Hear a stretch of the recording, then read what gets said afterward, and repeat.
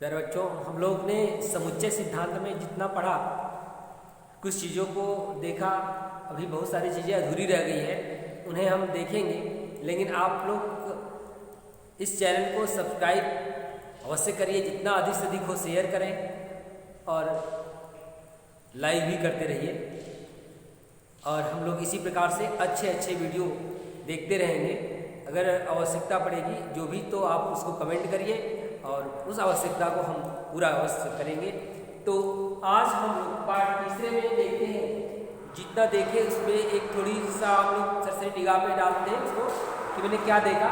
तो उसमें मैंने देखा कि जितने समुच्चय होते हैं वो किस प्रकार से व्यक्त किए जाते हैं। समुच्चय को व्यक्त करने के लिए सबसे बताया गया कि उसको एक स्थायी परिभाषा के अनुसार जितनी भी संख्याएं होते हैं, वस्तुएं होते हैं, पदार्थ होते हैं, या जिसका हम समुच्चय निकालते हैं उसको हम क्या करते हैं, एक मझले ब्रैकेट कर्ली ब्रैकेट में उसको बंद कर देते हैं। ये कलेक्शन नहीं होता है, किसी संख्याओं का, किसी वस्तुओं का कलेक्शन ही होता है। जैसे मैंने बताया था कि आप अगर विद्यालय की बात करते हैं, कक्षा की बात करते हैं, आपने कक्षा में देख लीजिए कि कितने लड़के हैं, कितने लड़कियां हैं, कितने बच्चे हैं, उनका आप समुच्चय निकालना चाहते हैं तो पूरे का एक सीरियल से पूरा आप नाम लिख दीजिए, लड़कों का नाम लिख दीजिए, कॉमा लगाकर लड़कियों का नाम लिख दीजिए और वो उसे आप एक मझले ब्रैकेट में कर्ली ब्रैकेट में बंद कर देंगे, वो एक समुच्चय बन जाएगा। जैसे उसी प्रकार से मैंने बताया कि दिनों का नाम निकालना है, दिनों का समुच्चय निकालना है, तो दिनों के नाम को आप कर्ली ब्रैकेट में लिख करके उससे कॉमा लगा कर लिखते चले जाएंगे, वो सब एक समुच्चय हो जाएगा। महीनों के नाम उसी प्रकार से प्रधानमंत्री, राष्ट्रपति, किसी का भी अगर समुच्चय निकालना है तो आप उसी प्रकार से कॉमा लगाकर मझले ब्रैकेट में लिख देते हैं, समुच्चय बन जाता है। और इस समुच्चय को लिखने का मैंने दो प्रकार बताया, दो तरीका बताया, एक रोस्टर विधि और दूसरा नियम विधि। तो नियम विधि से कैसे करते हैं, रोस्टर विधि में क्या करते हैं, रोस्टर विधि में आप डायरेक्ट सीधे आप मझले ब्रैकेट में कॉमा लगाकर लिख देते हैं सभी संख्याओं को, वो रोस्टर विधि हो जाता है। और उसी को हम नियम विधि में लिखते हैं। नियम विधि में बताया मैंने कि जैसे कोई भी संख्या है 1 2 3 4 5, इस प्रकार से ये रोस्टर में लिखा गया है 1 2 3 4 5 ऐसे डाट डाट करके। इसको अगर नियम विधि में लिखना है कोई से मान लेते हैं कि कोई से a है, a बराबर x x ऐसे लिख देते हैं। x क्या है, ये आप देख रहे हैं प्राकृतिक संख्याओं है, x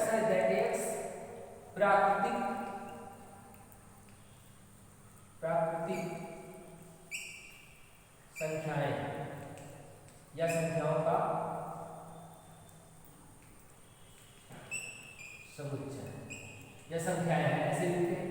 या दूसरे विधि में इसी को लिखने का तरीका है x बराबर n, और इस तरह से करते हैं फाराल इसको बोलते हैं, जहां n एलिमेंट है इसका n का, ये प्राकृतिक संख्याओं का समुच्चय हो गया।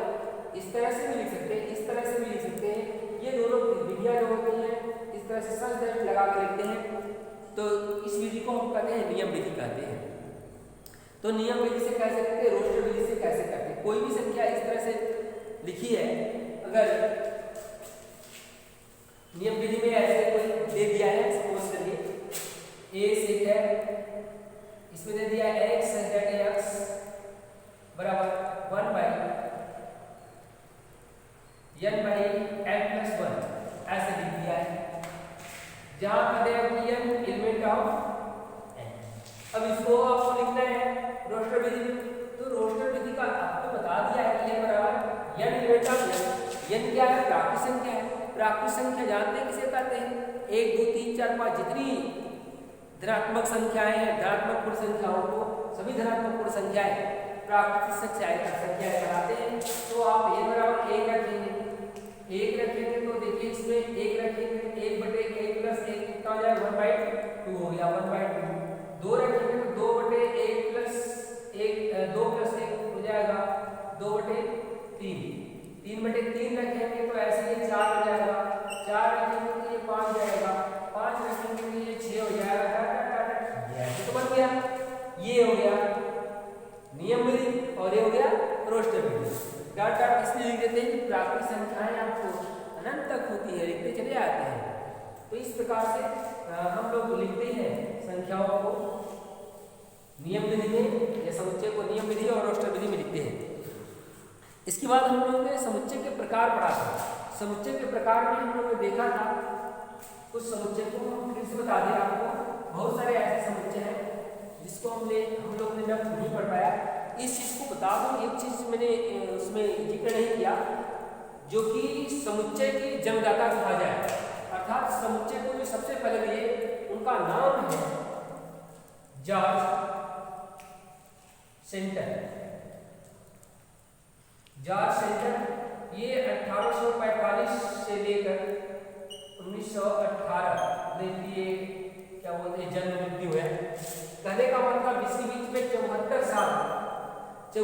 साल में ये गणित में जर्मन गणितज्ञ है, जर्मन गणितज्ञ जॉर्ज सेंटर में 1845 इनका जन्म है और इनकी मृत्यु है 1918 ऐसे लिखा है। तो इसका समझिए कि ये जन्म होता है और ये मृत्यु, मतलब इसके बीच में इनकी जो लाइफ थी कितने दिन की थी, 74 महीने की, 74 वर्ष के थे। 74 वर्ष की में इन्होंने बहुत बड़ा संघर्ष किया और कहा जाए कि संघर्ष इतना किए कि सबसे पहले इन्होंने जितनी भी ऐसे संख्याएं इस प्रकार से नहीं एकत्रित कर सकते थे, नहीं लिख सकते थे, उनको ये एक जगह लिखने का तरीका बताया, एक परिभाषा दिया, अर्थात कहा जाए कि एक गणित में एक नई नीति इन्होंने लागू किया और उस नीति का नाम हो गया समुच्चय। एक परिभाषा इन्होंने दे दिया समुच्चय की। समुच्चय क्या है? सभी संख्याओं का जो कलेक्शन होता है, किसी वस्तुओं को एक जगह लिखना है, तो ये सबसे कहा जाए कि समुच्चय की जो फादर है, फादर ऑफ समुच्चय, उसको हम कहेंगे जॉर्ज सेंटर। क्या कहेंगे? जॉर्ज सेंटर, याद रखिए जॉर्ज सेंटर। इन्होंने ही इतनी बड़ी क्रांति ला दी है। इस क्रांति को आप अवश्य याद रखेंगे कि समुच्चय के जो फादर है, फादर ऑफ समुच्चय, father of sets, George centre. इन्होंने समुच्चय के प्रकार बताए। समुच्चय विभिन्न प्रकार के होते हैं लिखने के तरीके के आधार पर। जिस तरह से लिखते हैं, लिखने के तरीके के आधार पर उन्होंने उनको भाग में बांट दिया। जिस तरीके से लिख सकते हैं वही उन्होंने भाग दिया। अगर आपके नाम से भी समुच्चय लिख सकते हैं तो आपका नाम भी समुच्चय बन जाएगा। मेरे नाम से लिखते हैं तो मेरे नाम का बन जाएगा संतोष समुच्चय हो जाएगा, मीना समुच्चय हो जाएगा, रीना समुच्चय हो जाएगा, मतलब अमित समुच्चय हो जाएगा। मतलब जिस नाम से अगर लिख दिया गया तो वो समुच्चय बन जाता है। लेकिन काश ऐसा होता तो जैसे ए सेट से लिखते हैं तो ए समुच्चय बन गया, बी सेट से लिखते हैं तो बी समुच्चय लिखते हैं। उसी प्रकार से समुच्चय का इन्होंने प्रकार बनाया। अब जैसे कुछ समुच्चय ऐसे होते हैं जिसमें एक भी मेंबर नहीं रहते, एक भी अवयव नहीं रहते, तो उस समुच्चय का नाम उन्होंने दे दिया रिक्त समुच्चय। क्या दिया? रिक्त समुच्चय। रिक्त समुच्चय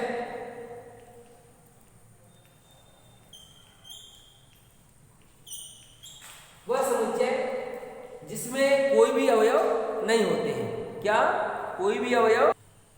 जैसे ये समुच्चय है, इस समुच्चय में ऐसे लिख दिया गया, ए समुच्चय है, ऐसे वैसे लिख दिया गया। अरे कहे कि इसका मेंबर कहाँ गए, इसमें अवयव कहाँ चले गए, इसमें तो कोई है ही नहीं है।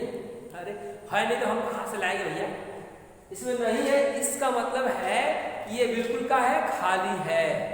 अब खाली है, अब कहे कि जिस कमरे में कहे कि लड़कों का समुच्चय लिखिए, अब छुट्टी के बाद लड़कों का समुच्चय लिखिए। अब कहे कि भैया उस कमरे में तो कौन लड़का है या नहीं, हम कहाँ लिखे, टेबुलवा का लिख देगा। नहीं पूछा गया लड़कों का, तो लड़कों को टेबल बना देंगे, टेबल को लड़का कहेंगे, नहीं ना कह सकते हैं।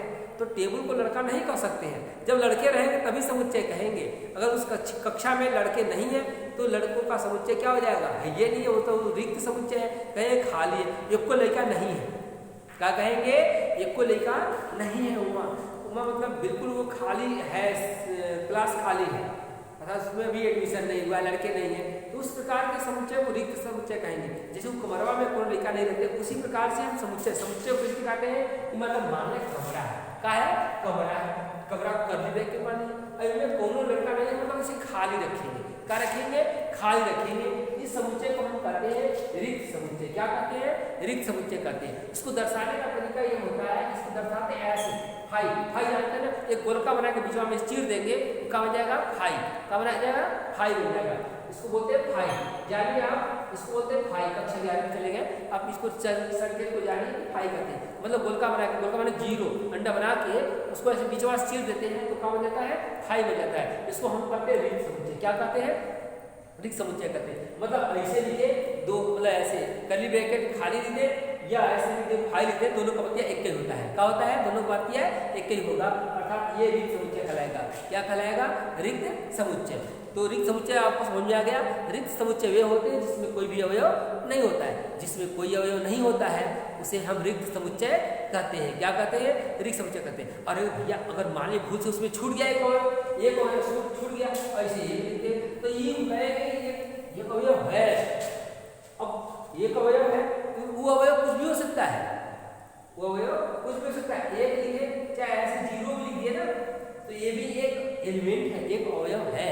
उसके अंदर कुछ बना दिया, अंडा बना दिया, गोला बना दिए तो वो अवयव हो गया। तो इस प्रकार से जब उसमें एक अवयव है, कम से कम एक अवयव, कम से कम का मतलब उसमें कम से कहिए कि अधिक कहिए, जो भी कहिए उसमें केवल और केवल एक ही अवयव होना चाहिए। वह समुच्चय जिसमें केवल और केवल एक ही अवयव होना चाहिए या एक ही अवयव है, उस समुच्चय को हम क्या कहेंगे एकल समुच्चय कहेंगे। क्या कहेंगे एकल समुच्चय कहेंगे। क्या कहेंगे एकल समुच्चय। वह समुच्चय जिसमें केवल और केवल एक ही अवयव हो। इस प्रकार से एक या जीरो मतलब ऐसे कुछ न कुछ अवयव, मतलब एक अवयव होना चाहिए। एक ही अवयव है तो उसे रिक्त समुच्चय कहेंगे। ये नहीं कहेंगे कि एकल समुच्चय कहेंगे। ये नहीं कहेंगे जैसे जीरो है, जीरो तो कोई अवयव है, जीरो तो अवयव नहीं है तो ये भी तो क्या हो गया रिक्त समुच्चय हो गया। नहीं भैया वो जीरो नहीं, जीरो एक अवयव है, वो रिक्त समुच्चय नहीं होगा। तो रिक्त समुच्चय का मतलब ये होता है कि वह बिल्कुल खाली होना चाहिए। और एकल समुच्चय उसमें जीरो लिख दिए। अच्छा एक बात और बताते हैं, ऐसे रिक्त बना के ना इसे क्या हो ऐसे ब्रैकेट बना दिया तो ई भी क्या है मेन वाला ये समुच्चय है, बाहर वाला समुच्चय है। अब बाहर वाला समुच्चय आप बीच में क्या और समुच्चय का बना दिए, मतलब वो कैसा समुच्चय है, वो खाली समुच्चय है, रिक्त समुच्चय है। तो ई एक समुच्चय एक ये अवयव का काम करेगा। क्या करेगा ये अवयव का काम करेगा। तो ये अवयव हो गया, इसलिए इस समुच्चय को हम क्या कहेंगे एकल समुच्चय कहेंगे। क्या कहेंगे एकल समुच्चय कहेंगे। अगर हमने फाई डाले, फाई मतलब खाली है और कहीं भैया एक समुच्चय उसमें खाली हम डाल दिए तो वो भी समुच्चय होगा क्या, हाँ वो एक अवयव कहलाएगा। इसलिए उस समुच्चय का नाम क्या कहेंगे एकल समुच्चय कहेंगे। क्या कहेंगे एकल समुच्चय कहेंगे। एकल समुच्चय का मतलब हो गया कि उसमें कोई न कोई एक अवयव होना चाहिए, जैसा भी हो, चाहे वो जीरो हो, चाहे वो रिक्त समुच्चय हो, चाहे कुछ भी हो, वो एक अवयव माना जाएगा, एक एलिमेंट माना जाएगा। जिस रूप का हो तो एक अवयव ही होगा। तो उस प्रकार के अगर कोई अवयव है तो उसको हम क्या कहेंगे एकल समुच्चय कहते हैं। तो इस प्रकार से आप समझिए एकल समुच्चय किसे कहते हैं, रिक्त समुच्चय किसे कहते हैं। रिक्त समुच्चय और एकल समुच्चय में कंफ्यूजन मत करिए कहीं, और बाकी तो सब सही है कि भाई एक है, दो है, तीन है, चार है, 20 है, 50 है, तो ये एकल समुच्चय है। लेकिन अगर जीरो है तो कहें कि जीरो तो कोई अवयव नहीं है, कहने भैया जीरो अवयव नहीं है, का अवयव है, जीरो है, फाई है, वो भी अवयव है। उसके अंदर कुछ भी आपने लिख दिया बिल्कुल ऐसे खाली है तो आप समझिए कि क्या है रिक्त समुच्चय है। लेकिन अगर उसके अंदर कुछ भी आप लिख दिए एक अवयव, कुछ भी का मतलब कुछ भी एक अवयव लिख दिए तो उसे हम कहेंगे एकल समुच्चय कहते हैं। अब एकल समुच्चय के बाद आपको बताया गया था कि परिमित समुच्चय, अपरिमित समुच्चय है ना, परिमित समुच्चय और finite set and infinite set. Finite set परिमित समुच्चय, परिमित समुच्चय वे होते हैं जिसमें अवयवों की संख्या निश्चित होती है, फिक्स होती है। 10, 20, 50, 100, 1000, 1000, लाख कुछ भी हो, मिलियन, मतलब उसमें कुछ भी हो, जितने भी अवयव हैं अवयवों की संख्या क्या होनी चाहिए फिक्स होना चाहिए। चाहे उसमें ईयर लिख दे, लास्ट में कुछ भी लिख दे, उसमें अवयवों की संख्या निश्चित होती है, उसे हम कहते हैं परिमित समुच्चय। परिमित समुच्चय को हम बता दें एग्जाम्पल के रूप में, जैसे 1, 2, 3 ऐसे क्या ये भी परिमित समुच्चय है। ऐसे 1, 2, 3, 4 डॉट डॉट लिख दिए, डॉट डॉट करके ऐसे कर दिए। तो डॉट डॉट का मतलब होता है कि पता नहीं कहाँ तक जा रहा है भैया, पता नहीं कहाँ तक जा रहा है, तो उसको अनंत आप कहते हैं। ये भी समुच्चय क्या कहलाता है अपरिमित समुच्चय कहलाता है। क्या कहलाता है अपरिमित समुच्चय, मतलब इसकी निश्चित नहीं है। अगर उसमें निश्चित लगा दे, एल लगा दिए, 20, 50, 1000 लगा दिए, मतलब 1000 तक जाना है, लास्ट अवयव पता हो, जिसका मतलब लास्ट अवयव पता हो या पूरे अवयव लिखे हो, चाहे उसका लास्ट अवयव पता हो, तो मतलब पता है तो ये पता है कि हमको कहाँ तक जाना है। और जिसको पता ही नहीं है कि भाई चलते जाओ, तुमको चलना है, अरे चलना है कितना दूर चलना भैया, 1 kilometre, 2 kilometre, 4 kilometre, 20 kilometre, 1000 kilometre, कई किलोमीटर चलना है। जब किलोमीटर पता ही नहीं है तो आपको कितना चलना है, चलते चलते चले जाएंगे। लेकिन किसी को पता है कि आपको यहाँ तक जाना है, लखनऊ तक जाना है, दिल्ली तक जाना है, बम्बई तक जाना है, तो वो तो समझिए कि भाई इतना तक फिक्स है, इतना किलोमीटर होगा, इतना किलोमीटर चलना है। लेकिन जिसकी पता ही नहीं है कि वो कहाँ तक जाना है, मंजिल नहीं पता है, तो उसको कहते हैं इनफाइनाइट कहते हैं। क्या कहते हैं? अपरिमित समुच्चय कहते हैं। तो परिमित समुच्चय, अपरिमित समुच्चय आपने देखा, एकल समुच्चय और रिक्त समुच्चय देखे, विभिन्न प्रकार के समुच्चय होते हैं। उसके बाद मैंने एक और समुच्चय बताया था, उप समुच्चय का नाम दिया था। क्या बताया था? उप समुच्चय। सबसे बताया था कि सबसे क्या होता है? उप समुच्चय। हम कहते हैं कि एक ऐसा एक सेट है जिसके पूरे अवयव, एक ऐसा सेट है जिसके पूरे अवयव बी सेट में उपस्थित हो। पूरे अवयव का मतलब इसके पूरे अवयव बी सेट में उपस्थित हो। मतलब ये कि बी में जितने एलिमेंट है ना वो ए से क्या है?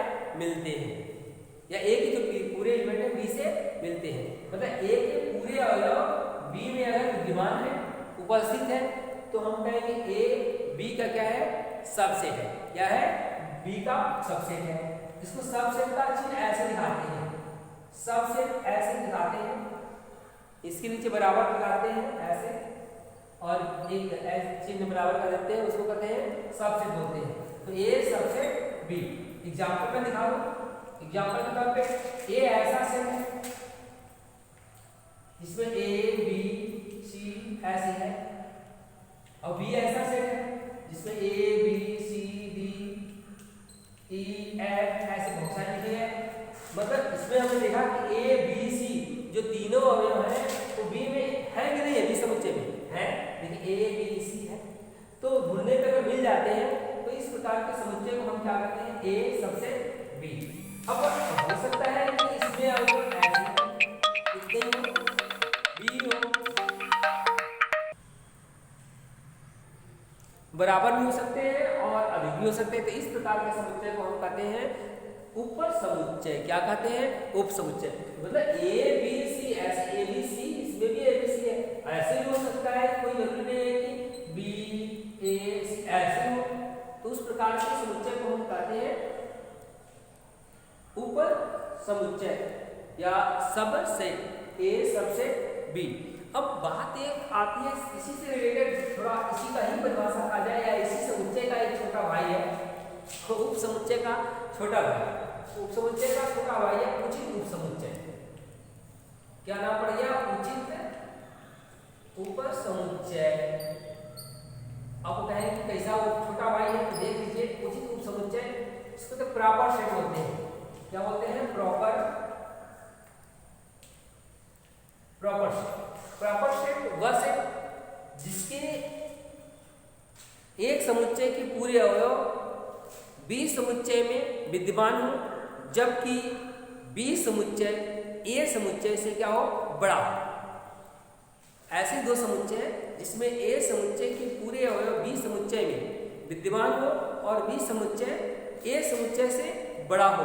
मतलब उसमें जो परिवार हो ना वो हमेशा क्या होना चाहिए? उनके परिवारों की संख्या उसमें अधिक हो। उनके परिवार तो पूरे मिलवे करें, उसके जो होंगे वो कुछ न कुछ उसमें अधिक मेंबर होंगे। तो उस प्रकार के समुच्चय को हम कहते हैं उचित उप समुच्चय, प्रॉपर सेट। जैसे इसको चिन्ह दिखाते हैं, बस ऐसे दिखाते हैं ए प्रॉपर सेट बी। अगर ए के पूरे अवयव बी पे मिलते हैं और बी ए से बड़े समुच्चय को धारण करता है तो इसको कहेंगे ए प्रॉपर सेट बी। अर्थात जितने भी प्रॉपर सेट है इसको हम सबसेट कह सकते हैं। जितने प्रॉपर सेट है उनको हम सबसेट कह सकते हैं, लेकिन सभी सबसेट को प्रॉपर सेट नहीं कह सकते। कैसे? अब कैसे का मतलब अगर दोनों बराबर हो गए, सपोज करते हैं अगर दोनों बराबर हो गए तो उनको प्रॉपर सेट नहीं कह सकते हैं। अगर ए में अवयव कम है बी से तो उसको तो प्रॉपर सेट कर सकते हैं, लेकिन जब बराबर हो जाएगा तो नहीं कर सकते। लेकिन इसमें तो आप जान लेते हैं कि ऑलरेडी जो है ए में बी से अवयव कम होंगे, ए के लिए ए के पूरे अवयव बी में विद्यमान होंगे। तो इस प्रकार के समुच्चय को हम कहते हैं ए बी का प्रॉपर सेट। क्या कहते हैं? बी का प्रॉपर सेट। तो ए प्रॉपर सेट बी। तो इसमें जैसे जो भी अवयव हमने अभी दिखाए थे कि ए में एक कोई ऐसा सेट है, 1 2 3 4 ऐसा सेट है, और बी एक ऐसा सेट है इसमें 1 2 3 4 5 ये 10 तक संख्याएं लिखी गई है, तो इसको हम कहेंगे ए प्रॉपर सेट बी। क्या कहेंगे? भले ही वो 4 5 है तो वो एक संख्या अधिक हो, 3 4 5 एक ही संख्या अधिक है, लेकिन एक ही संख्या अधिक है, अधिक संख्या होनी चाहिए। तो एक ही संख्या है, कोई संख्या अधिक हो तो उसको हम क्या कहेंगे? प्रॉपर सेट कहेंगे। क्या कहेंगे? Proper set. मतलब एकदम कंफ्यूजन मत कीजिए, दोनों बात समझ लीजिए, सबसेट और प्रॉपर सेट की बात। सबसेट में बराबर भी हो सकते हैं, जैसे ऐसे इसमें 4 तक इसमें 4 तक हो सकते हैं, लेकिन इसमें ऐसा नहीं है एक ही अवयव अधिक होगा, वो अवयव अधिक होना चाहिए। अर्थात हर हाल में अगर ए प्रॉपर सेट बी है, मतलब ए बी का प्रॉपर सेट है, तो इस प्रकार से हम बी में इतने अवयव देखेंगे कि जो ए के पूरे अवयव उसमें बी में मिले, तो उससे क्या होना चाहिए? बी में अधिक अवयव होने चाहिए। तो इस प्रकार के समुच्चय को हम कहते हैं प्रॉपर सेट। अब प्रॉपर सेट के बाद आता है संघ समुच्चय। क्या कहते हैं? संघ समुच्चय। अब इसको कार्य के अनुसार आप देखेंगे तो सम्मिलित समुच्चय भी कर सकते हैं, सम्मिलित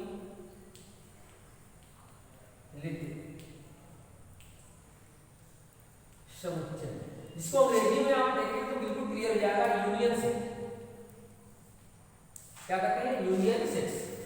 संघ समुच्चय, यूनियन माने समझ ही गए, यूनियन माने संगठन, एक जगह इकट्ठा करना। तो ऐसे कोई भी समुच्चय है, अगर उनके पूरे अवयव को एक जगह मिला के लिख देते हैं, ये मिला के लिख सकते हैं। अब कहें कि एक परिवार में 3 लोग हैं और 3 लोग के जो है कि 2 लड़के हैं। अब 2 लड़के हैं तो उनको तो अलग अलग सेट्स हो गए। अब तीनों लोग के पूरे अवयव को एक में मिला दिए, एक में मिला के हम लिख दिए, तो वो कहलाएगा यूनियन सेट, संघ समुच्चय कहलाएगा। तो संघ समुच्चय अर्थात जितने भी अवयव हैं सभी अवयवों को एक बार एक जगह मिला के लिखते हैं।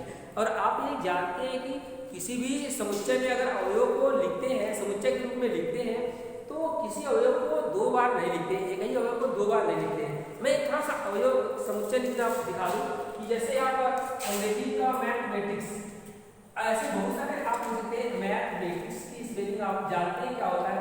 MATHEMATICS। इस प्रकार से मैथमेटिक्स में आप गिनेंगे तो 1 2 3 4 5 6 7 8 9 10 11 अक्षर है। 11 अक्षरों का अगर एक समुच्चय बनाना पड़ेगा तो इस प्रकार से लिखेंगे मैथमेटिक्स अक्षरों का समुच्चय। तो उसको सभी अवयवों को आप एक सिरे से उठाइए और लिखिए, कॉमा लगा के लिखिए MATHE,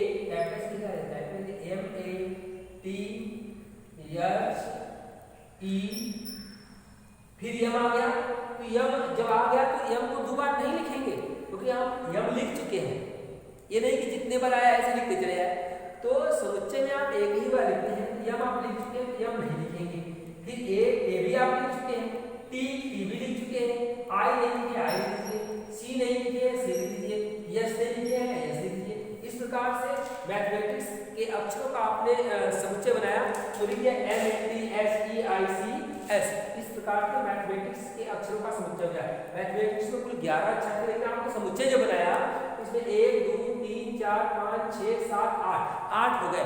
मतलब इसका मतलब ये है जो 3 बच गए ना, वो जो 3 जो अवयव बच गए 11 कुल है, तो 3 अवयव बच गए, 3 अवयव उसी में है, अर्थात 3 अवयव 2 बार आए होंगे। तो 2 बार पहले लिखेंगे, तो 2 बार अवयव नहीं लिखते हैं, एक ही बार लिखते हैं। 2 बार 3 बार 4 बार आ जाए, जितने भी बार आए तो उसको हम एक ही बार लिखते हैं, तो ये समुच्चय होगा।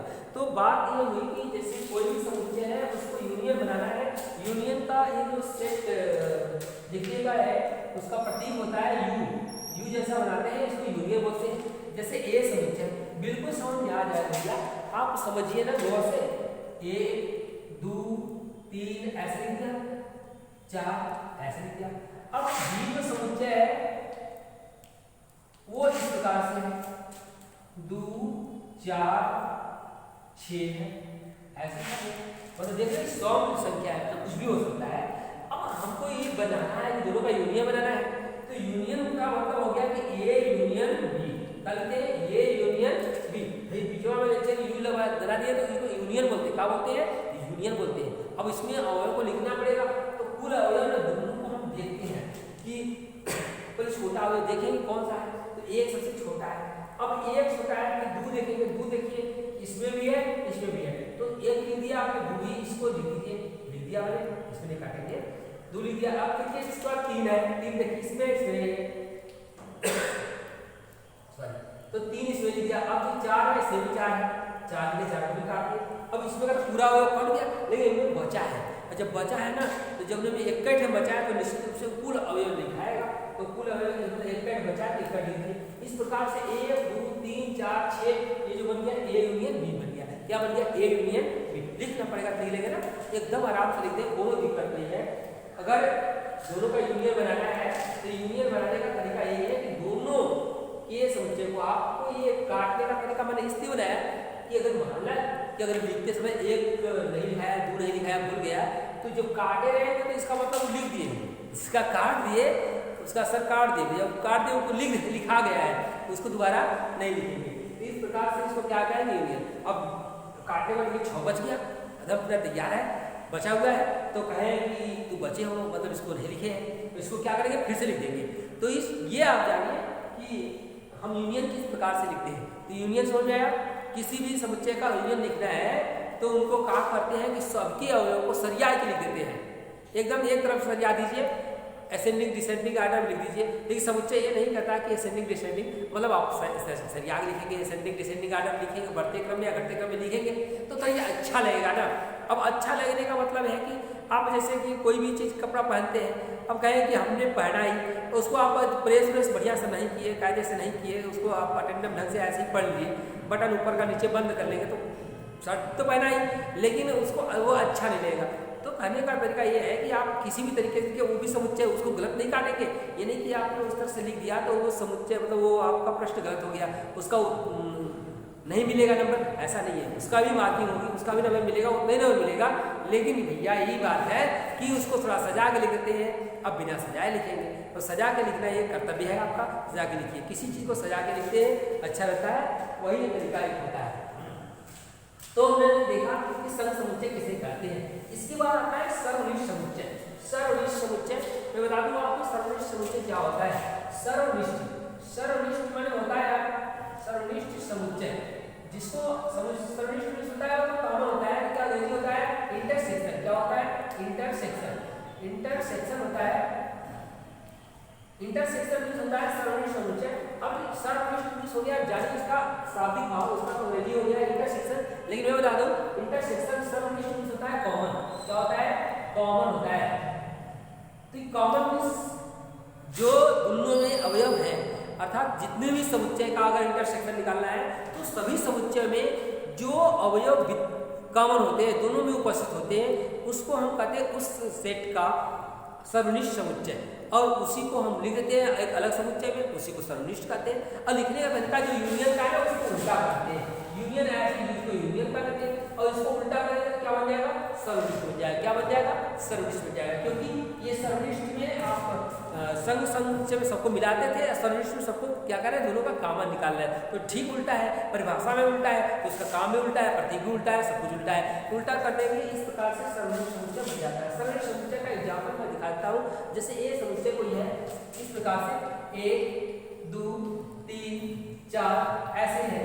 अगर बी समुच्चय है वो लिख दिया 1 3 5 6 ऐसे लिख दिया गया। अगर ए और बी का इंटरसेक्शन निकालना है, ए इंटरसेक्शन बी निकालना है, तो इसका मतलब है दोनों में क्या कॉमन है? देखिए एक है, एक आपने लिख दिया। फिर इसके बाद देखिए 2 इसमें नहीं है, 3 इसमें है, 1 है 3 है, तो 1 और 3 है, बाकी कुछ नहीं है। तो बाकी कुछ नहीं है, इस प्रकार से ए इंटरसेक्शन बी करते हैं। अभी कभी ऐसा हो जाता है कि दोनों में कोई कॉमन नहीं होते हैं। अब ये समुच्चय है, इसमें लिया 1 3 5 7 ऐसे लिख दिया। ए और बी समुच्चय इस प्रकार के हैं कि 2 4 6 ऐसे लिख दिए। अब कहें कि ए इंटरसेक्शन बी निकालिए। अब आप पूछते रह जाए कि कोई कॉमन नहीं मिला, ए और बी में कोई कॉमन नहीं मिला। देखिए मिला नहीं मिला, जब दोनों में कोई कॉमन नहीं मिला तो कहने का अर्थ दोनों में सर्वनिष्ठ कोई है नहीं है। जब है नहीं तो भैया क्या लिखेंगे? ऐसे खाली छोड़ दिए हमने तो ढूंढा लेके नहीं मिला तो क्या करेंगे? घर से लिखेंगे का? नहीं लिखेंगे, कहीं से नहीं लिखेंगे। वो समुच्चय क्या हो जाएगा? फाइल हो जाएगा। अर्थात उसको ऐसे लिखेंगे, ऐसे लिखे, हमने कहा गोला बना के फाड़ दीजिए बीच में से, गोला बना के बीचों से फाड़ देंगे तो उसको क्या कहेंगे, फाई कहेंगे। सर्वनिष्ठ समुच्चय कहते हैं, सॉरी इसको सर्वनिष्ठ समुच्चय हुआ, इसको निष्ठ समुच्चय बोलते हैं, अर्थात में उसमें कोई अवयव नहीं मिला, मतलब हमने सर्वनिष्ठ निकाला तो कोई कॉमन नहीं निकाला। अब कहें कि इसको भैया बेन आरेख, क्योंकि समुच्चय को दिखाने का तरीका एक और होता है बेन आरेख। बेन आरेख होता है समुच्चय को दिखाने का तरीका, तो सर्वनिष्ठ को अगर बेन आरेख में दिखाना है तो मैं बता दूं बिल्कुल समझ में आ जाएगा। भैया देख लीजिए, अगर यूनियन दिखाना है, यूनियन दिखाना है या सर्वनिष्ठ दिखाना है तो आप दिखा देंगे इस दो समुच्चय ए और बी। अगर आप देख लीजिए पहले से देख लीजिए दोनों में कुछ कॉमन है कि नहीं कॉमन है, कॉमन है तो आप ऐसे बनाएंगे, अगर दोनों में कॉमन नहीं है तो भैया बिल्कुल जब कॉमन नहीं है तो इसको क्या करेंगे, अलग अलग बना के दो ठो गोला बना दिए ना, ई हो गया ए सेट हो गया और ये हो गया बी सेट हो गया, ऐसे ए सेट हो गया बी हो गया। ये जो दोनों में कुछ नहीं मिल रहा है तो हम दोनों का क्या कर दिया, अलग अलग बना दिए, लेकिन एक को कुछ न कुछ मिल रहा है तो ऐसा बना रहे कि दोनों में क्या हो जाए, कुछ भाग मिले। जो भाग मिले इस प्रकार से जब मिल जाता है, ये जो मिलता है भाग ना, इसी भाग को जो दोनों में पसंद है इसी को हम कहते हैं इंटरसेक्शन। क्या कहते हैं, इंटरसेक्शन, ए इंटरसेक्शन बी। और जो भाग नहीं मिलता है वो अगर हमें यूनियन निकालना है तो ये जो कॉमन वाले भाग को छोड़कर, कॉमन वाले भाग को छोड़कर, मतलब जो दोनों में मिल रहा है उसको छोड़ दीजिए, बाकी जितना बन रहा है उसको छायांकित कर देंगे, मतलब इतना बीच वाले छोड़ के बना लेते हैं और घेर देंगे।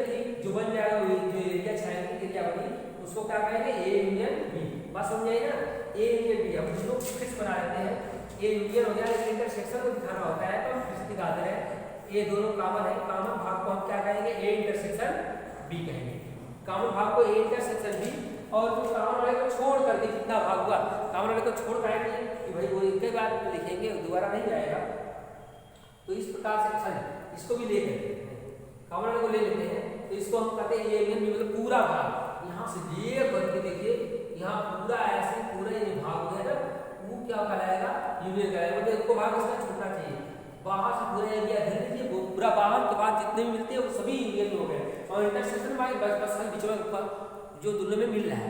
अब ये बताइए कि जब दो यूनियन दो समुच्चय है इस प्रकार से दोनों में कुछ कॉमन नहीं है, जब कुछ कॉमन नहीं है मतलब बिल्कुल ऐसे है तो इनका देख रहे कोई भी भाग छायांकित अगर हमें निकालना पड़ेगा, ए इंटरसेक्शन बी बनेगा, ए इंटरसेक्शन बी में दोनों कॉमन है तो ए इंटरसेक्शन में छायांकित नहीं होगा। लेकिन हमें यूनियन बनाना होगा, यूनियन बनाना होगा तो इसको भी ऐसे कर देंगे, ऐसे टेक्निक बनता है कि जब छायांकित करना होता है तो जिस प्रकार से जिस तरह से इसका लिखेंगे चिन्ह बनाएंगे उसी तरह से इनका भी मतलब सभी चिन्ह क्या होने समांतर, ये नहीं कि आपने इसको ऐसे बनाया एक ऐसे बनाया, ये तरीका नहीं होता है। तरीका ये होता है कि दोनों का जो चिन्ह बनाया ये भी निकाल रहे हैं तो ये पूरे का चिन्ह क्या होना चाहिए, एक जैसे एक दूसरे के समांतर होना चाहिए, पैरेलल होना चाहिए, एक जैसा होना चाहिए, तो उसे हम कहते हैं ए यूनियन बी और ऐसे कहते हैं ए इंटरसेक्शन बी। तो इस प्रकार से इंटरसेक्शन और यूनियन हम निकाल देते हैं। तो समुच्चय के प्रकार हुए सर्वनिष्ठ समुच्चय। अभी हम समुच्चय बहुत सारे समुच्चय है उनको हम बताएंगे, जैसे इसी में आता है सर्व समुच्चय से ही रिलेटेड एक होता है समष्टि समुच्चय। समष्टि समुच्चय में बता दूं क्या होता है। आज समुच्चय के प्रकार देख लीजिए, बहुत दिन देखना अच्छा नहीं लगता, तो समष्टि समुच्चय बना दूं यूनिवर्सल सेट, इसको कहते हैं यूनिवर्सल के नाम से आ रहा है यूनिवर्सल सेट। यूनिवर्सल सेट का मतलब है कि बिल्कुल सभी का मिला जुला के। अब ये कहिए एक खिलावन है, ये खिलावन का है, खिलावन है। अब इनके 4-5 लड़का हो गए, बहुत सारे हुए, ये है ए है, ए बी है, सी है, डी है, और इनके भी अब मान लें कि भाई बहुत सारे लड़के हो गए होंगे, ई या इनके माना कि इनके रिलेटेड हुआ, जी हो गया, इनके 2 हो गया, एच आई हो गया, इनके 3 हो गए, जे के यल हो गया, ऐसे हो गए। मतलब देखिए ये खिलावन के इस प्रकार से 4 हो गए बच्चे, चारों के इस प्रकार से इनको ए को 2 हो गए, बी को 1 हुआ बेटा, सी को 2 और डी को 3 हो गए। तो ये जो कुल परिवार का जो मुखिया है कौन है, खिलावन है। अब खिलावन जो हो गए वो समष्टि हो गए पूरे का। अब खिलावन के बारे में लिखना पड़ेगा, खिलावन समुच्चय। तो खिलावन समुच्चय में हम क्या करेंगे, खिलावन समुच्चय पूरे के अवयव को निकालेंगे, मतलब गेहूं का लइकवा और लइकवा का लइका, मतलब नाती पोता कुल, लइका बइका नाती पोता कुल एक में लिख देंगे, सरिया में लिख देंगे। अर्थात हो गया A B C D E F G H I J K L ऐसे लिखिए पूरा, मतलब A से लेके L तक पूरा लिख दीजिए, ABCD जेड तक हो गया होता तो बढ़िया होता। मतलब कहने का अर्थ ये हुआ है कि कुछ ऐसे पूरे जितने भी है जितने भी इवेंट है सबको आपने क्या किया, एक में रख दिए, उसको कहते हैं समष्टि समुच्चय। अर्थात जितने भी समुच्चय हैं अर्थात समष्टि समुच्चय सभी समुच्चयों का यूनियन समुच्चय होता है, समूही समुच्चयों का संघ समुच्चय कहलाता है। अर्थात जितने भी समुच्चय हैं उनको हम संघ कर देते हैं, एक मिला देते हैं और उनका संघ समुच्चय क्या कहलाता है, समष्टि समुच्चय कहलाता है। फिर से समझ लीजिए, समष्टि समुच्चय सभी समुच्चयों का संघ समुच्चय होते हैं और सभी समुच्चयों के संघ समुच्चय को समष्टि समुच्चय कहते हैं। और समष्टि समुच्चय को बड़का यू से लिखते हैं, किससे लिखते हैं, बड़का यू से, खिलावन न लिख के हम क्या कहेंगे, ऐसे बड़का यू कर देते हैं, इसको कहते हैं समष्टि समुच्चय। क्या कहते हैं, समष्टि समुच्चय कहते हैं। समष्टि समुच्चय समझ में आया। अब हम बताएं एक बात और कि समष्टि समुच्चय के बाद एक और समुच्चय अब दिखाते हैं, नया समुच्चय जिसे कहते हैं घात समुच्चय। अब कहें कि घात समुच्चय कहाँ से आएगा भैया, अरे घात क्या होता है, घात को हमने पढ़ा है, घात समुच्चय क्या होता है, ठीक समझे आप। घात समुच्चय का मतलब आप कहते हैं पावर देखते हैं ना, उसी को ही वैसे ही घात समुच्चय होता है। जिसे आप कोई भी समुच्चय है, किसी समुच्चय का उप समुच्चय लिखना पड़ेगा, हम कहें कि A B C ऐसे समुच्चय है। अब इनका हमको सभी A के सभी उप समुच्चयों को लिखिए, सभी उप समुच्चय को लिखना पड़ेगा। A का उप समुच्चय लिखिए फाई हो गया, फाई सभी का उप समुच्चय होता है, मतलब इसमें कोई अवयव नहीं हो। अब सभी का एकल समुच्चय भी A भी तो और इसी का समुच्चय का ऐसे एकल समुच्चय दीजिए C। अब फिर एक एक लिखा, अब फिर क्या करेंगे, दो लिख देंगे A B, फिर A के साथ लिखा C। अब B को उठाएंगे, B के साथ देखेंगे तो हो गया C, और फिर जो अब इसी के साथ नहीं होते हैं, इन्हें कि C को उठाएंगे एक साथ तो C A लिखिए चाहे AC हो गया, बात एक ही हुआ, एक ही बात नहीं, उलट पुलट नहीं करेंगे। तो A B C ऐसे निकल दीजिए। अब कुल गिन लें 1 2 3 4 5 6 7 8, कितना हो गया 8। आठों को आप अगर एक जगह लिख देते हैं, आठों को एक जगह ऐसे लिखते हैं, एक अलग समुच्चय में लिखते हैं, इसको कहते हैं A का घात समुच्चय। क्या कहते हैं, A का घात समुच्चय, A का घात समुच्चय। इसको दिखाते हैं ऐसे पावर ऑफ A, क्या लिखते हैं, power of A, power of A भी लिखते हैं इसको, कहते हैं power of A। Power of A means हो गया घात समुच्चय। किसी का घात समुच्चय लिखना होगा तो आप क्या करेंगे, सीधी सी बात है भैया, पहले क्या लिखेंगे, फाई लिखेंगे, फाई सबका बंधु सबका है, समझ लीजिए सब पे रहता है। अब फिर एक एक लिखिए, एक लिखिए एक समुच्चय, B का लिखिए, C का लिखिए, फिर एक एक समुच्चय, ऐसे ही बहुत सारे हो सकते हैं, मतलब एक एक लिखिए। फिर क्या करेंगे, A को उठाइए सबके साथ लिखिए, A को B के साथ, A को C के साथ, फिर अब B को उठाएंगे, B को C के साथ, तो इसके अलावा फिर है जब दो हो गया तो फिर जो बचा, अब क्या कहेंगे, तीन तीन लिखे, तीन तीन में एक ही जोड़ा बने रहा है, A B C, ऐसे तीनों को हमने उठा दिया, एक समुच्चय में लिख दिए, बड़े समुच्चय में ऐसे लिख देंगे, तो इसे कहेंगे घात समुच्चय। क्या कहेंगे, घात समुच्चय। घात समुच्चय समझ में आ गया। अब कहेंगे घात समुच्चय में कुल अवयवों की संख्या कितनी होती है, number of P of A। तो घात समुच्चय में अवयवों की संख्या अगर लिखना पड़ेगा तो मतलब मैं बता दूं 2 पावर n, कितना होता है 2 पावर n। अगर उस समुच्चय में अगर एक अवयव है तो उनका घात समुच्चय कितना हो जाएगा, 2 पावर 1 अर्थात कितना हो गया 2। अब देख लीजिए, जिसमें कहते हैं कि एक ही अवयव इसका घात समुच्चय बनाना है तो घात समुच्चय बनाएंगे तो पावर ऑफ A ऐसे बनाएंगे तो एक तो फाई लिखेंगे और एक स्वयं हो जाएगा, तो कितने अवयव हो गए, एक हुए कि नहीं हुए, इस प्रकार 2 पावर 1 लिखेंगे, 2 अवयव हो जाएंगे। अगर उसमें अगर 2 अवयव है तो हो गया 2 गुना में 4, कितने हो जाएंगे 4। आप देख सकते हैं ऐसे बहुत सारे समुच्चय को देख सकते हैं, जैसे कि एक समुच्चय है A B है, अब इसका घात समुच्चय लिखना है P ऑफ A, तो इसमें क्या लिखेंगे, फाई लिखेंगे, फिर क्या लिखेंगे, एक अलग अलग लिखेंगे, B लिख दिया ऐसे और फिर दोनों को लिखेंगे एक में, तो गिन लीजिए संख्या कितनी हुई? 1 2 3 4, 4 हुई कितनी हुई? इसी प्रकार से अगर 3 अवयव हैं ए में, ए बी सी है, तो 2 पर कितना हो जाएगा? 3 हो जाएगा। 2 गुना 4 गुना 8, 8 हो गए कि नहीं हो गए? देखिए 1 2 3 4 5 6 7 8। तो इस प्रकार से जितने भी पावर जितने उस समुच्चय में अवयव होते हैं उसको 2 के पावर दे देते हैं, वो घात समुच्चय उसका बन जाता है। तो घात समुच्चय किसे कहते हैं आप तो भली भांति देख लिए और अच्छे से देख लिए, समझ में आ जाएगा। मुझे समझ ये आया कि समझ में आपको आया। और इसके बाद थोड़ा सा एक बात और बता रहा हूँ, एक है अंतर समुच्चय। क्या है? अंतर समुच्चय।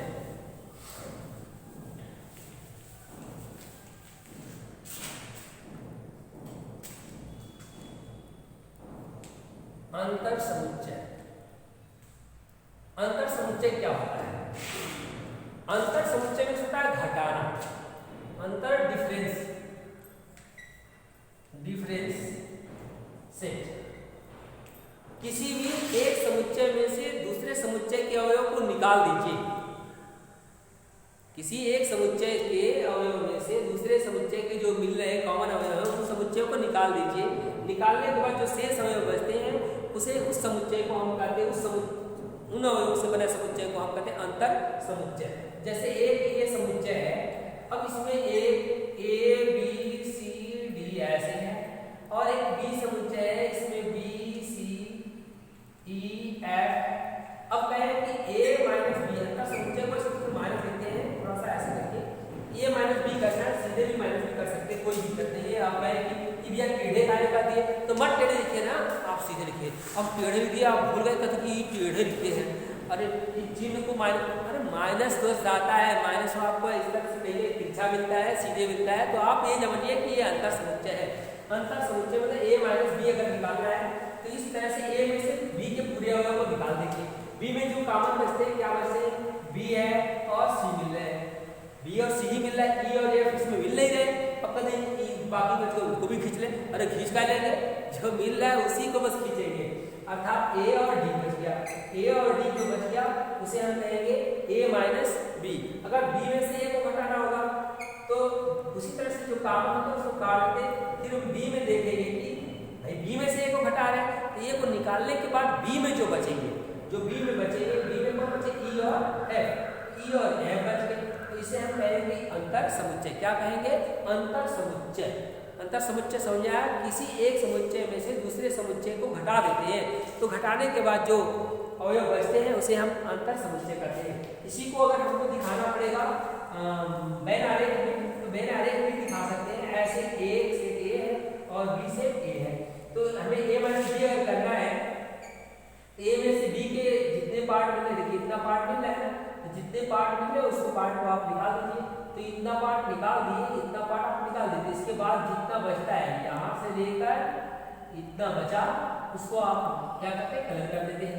तो ये जो बच गया वो क्या बच गया? ए माइनस बी। क्या बच गया? ए माइनस बी। ए से बी का अंतर समुच्चय बच गया। अगर बी में से घटाना है तो हम क्या करेंगे? इधर वाले पार्ट को घटा देंगे, इधर वाले को हम साइन कर देंगे, तो इस प्रकार से हमें बी माइनस बी निकल जाएगा। तो जिसमें अगर घटाना है तो उसके में से उस कॉमन अवयव को निकाल देते हैं और उस अवयव में उस समुच्चय में बचे शेष अवयव को हम कहते हैं अंतर समुच्चय। अंतर समुच्चय से ही रिलेटेड मुझे एक बात याद आ गई, एक पूरक समुच्चय होता है। अब कहें कि कितना समुच्चय, कभी समुच्चय खत्म हुआ था? अरे समुच्चय खत्म नहीं होगा, समुच्चय खत्म हो जाएगा। इजाज सेंटर का ये देन है कि इतनी बड़ी समुच्चय की दुनिया बनाया है, समुच्चय कैसे खत्म हो जाएगा? समुच्चय नहीं खत्म होगा भैया। तो मैं बता दूं पूरक समुच्चय, पूरक समुच्चय, पूरक समुच्चय कहते हैं कॉम्प्लीमेंट,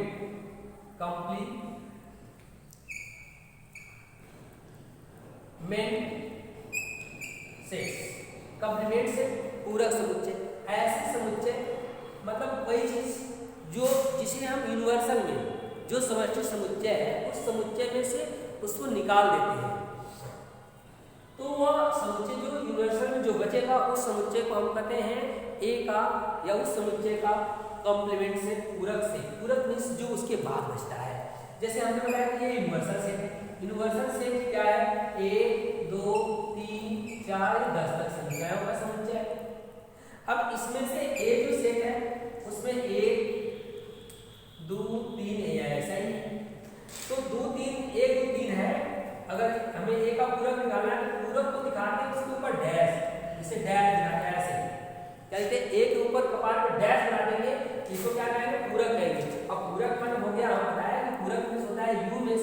करेंगे, माइनस कर देंगे। तो u में से माइनस कर दीजिए, u में से 1 2 3 को निकाल दीजिए, 1 2 3 को यह निकाल दीजिए, बाकी जो बचते हैं 4 से 10 तक, क्या बनते हैं 4 5 6 7 8 9 10, ये बन गया a का पूरक हो गया।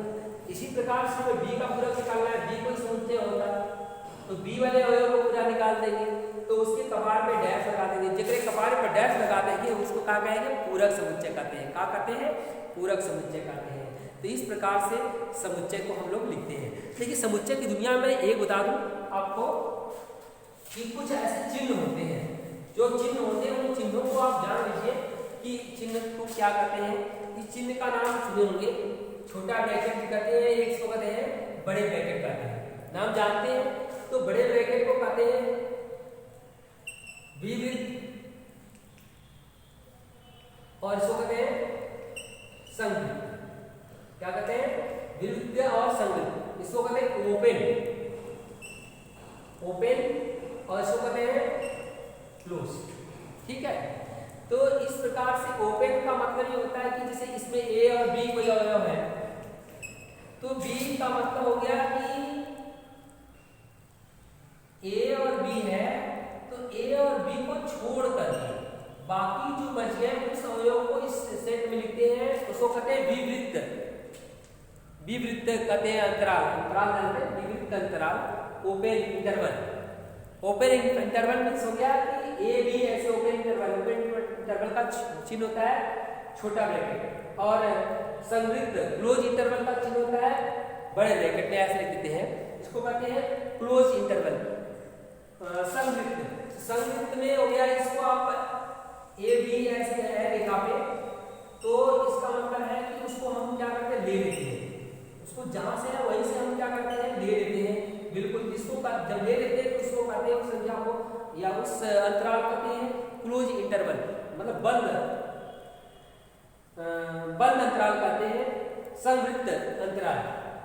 तो आप याद रखेंगे, जैसे कोई भी 1 2 3 4 ऐसे लिखा गया है, 1 4 लिखा गया है, संख्या लिखा गया है ऐसे क्लोज में, सॉरी विवृत में, तो इसमें कुल बताया जाएगा तो आप संख्या कितने होगी, जब भी होंगी वो संख्याएं क्या होंगी, 1 से क्या होगा, वो जो एक वैल्यू जो होगी वो 1 से क्या होगी, छोटी होगी, 1 से बड़ी होगी, और 4 से क्या होगी, छोटी होगी। 1 से बड़ी अर्थात और 4 से छोटी होगी।